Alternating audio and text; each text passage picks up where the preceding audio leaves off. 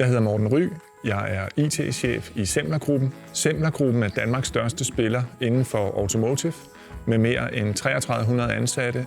Ligesom mange andre virksomheder, så bruger vi print i en bred forstand over hele forretningen. Vores udfordringer, det har været svært for os at få et komplet overblik over print. Det har været decentraliseret. Print har været noget, som de enkelte forretninger har købt udenom IT. Vi har så skulle supportere alle de her forskellige løsninger.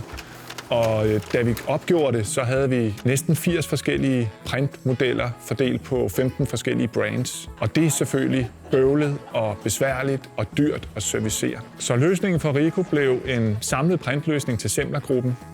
Det startede med, at Ricoh var ude og lave en site-survey på alle vores lokationer. Vi reducerede antallet af modeller fra at have op til 80 forskellige modeller til egentlig at lande på 4 Ricoh-modeller. Vi har centraliseret styring fra IT. Vi har komplet overvågning via cloud. Vi har det, man kan sige, managed services, så der er service på 24/7. Vi har teknikere for Ricoh. Det er ikke noget, vi skal bøvle med i IT.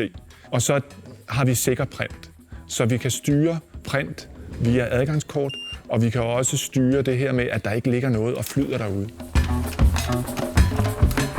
Hvis man kigger på det samlede billede, så har vi faktisk lavere omkostninger, end vi havde tidligere.